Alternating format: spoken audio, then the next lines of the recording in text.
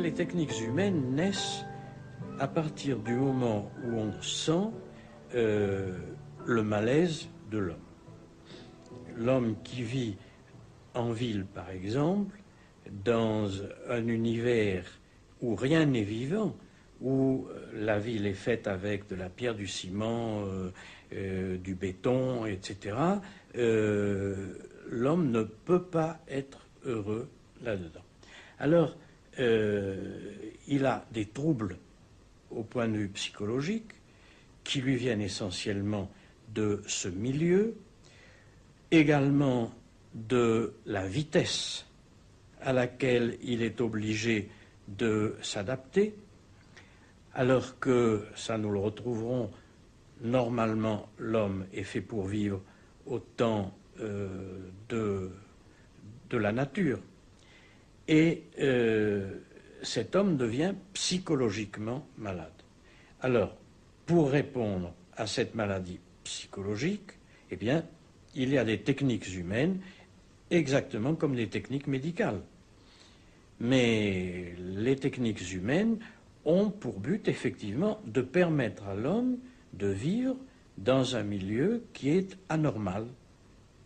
Ça, quand on fait de la plongée sous-marine, on a une combinaison, on a des bouteilles d'oxygène, etc., pour vivre dans un milieu anormal. Eh bien, les techniques humaines, c'est exactement la même chose.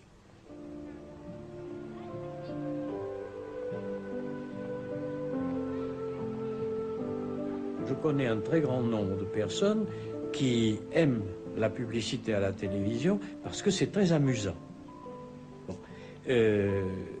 C'est un élément de distraction, c'est un élément de divertissement. Et l'homme qui est pris toute la journée dans un travail qui l'ennuie a besoin d'un divertissement, a besoin de changer d'idée. Et alors, le mot divertissement est d'ailleurs significatif parce que chez Pascal, quand Pascal emploie le mot divertissement, il veut dire que l'homme qui est orienté vers Dieu est détourné du chemin qui le mènerait à Dieu par un divertissement. Il s'amuse. Au lieu de penser à Dieu, il s'amuse. Bon. Chez nous, c'est au lieu de penser aux problèmes soulevés par la technique, notre métier, etc., etc., nous cherchons un divertissement. On s'amuse. Et l'amusement, le divertissement est produit par des techniques, mais des techniques qui sont dictées par les techniques humaines. C'est parce que l'on connaît bien la psychologie de l'homme dans telle et telle condition, de l'homme qui travaille dans telle et telle condition, qu'on lui fournit le divertissement qui va servir de compensation, en définitive.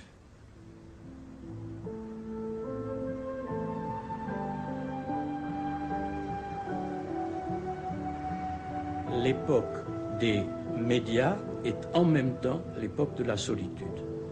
Ça, c'est une des choses très importantes que soulignent les très jeunes.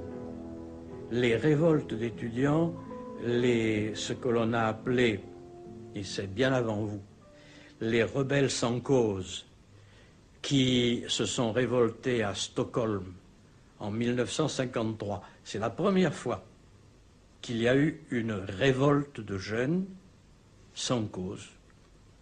Ils avaient tout. Ils étaient très heureux. Ils vivaient dans une bonne société. Ils n'avaient besoin de rien. Et tout d'un coup, la nuit de la Saint-Sylvestre, ils se sont jetés dans les rues de Stockholm et ils ont tout cassé. On n'a rien compris. Parce qu'ils avaient besoin d'autre chose que de consommer, que de ce qu'offrait la technique.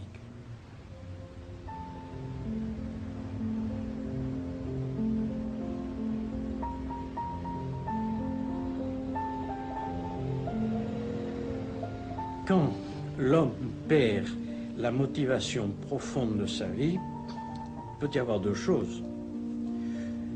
Rarement, il accepte que ce soit vrai, que ce soit comme ça.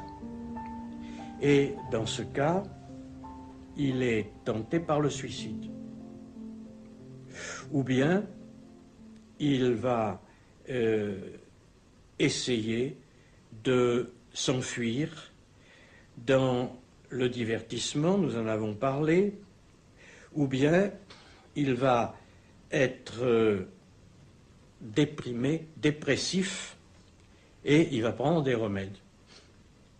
Alors, quand l'homme prend conscience, il vit ce que la plupart des hommes de notre Occident vivent, c'est-à-dire ils sont très déprimés et découragés. Alors ils préfèrent ne pas regarder la chose, ne pas regarder la question et continuer. On roule de plus en plus vite, on ne sait pas où on va, pourvu qu'on aille très vite.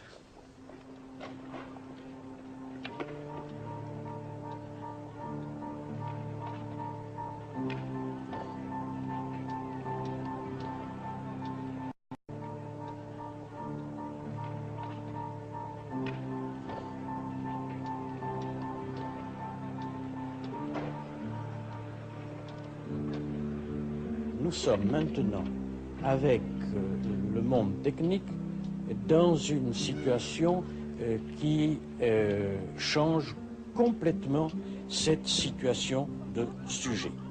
C'est-à-dire que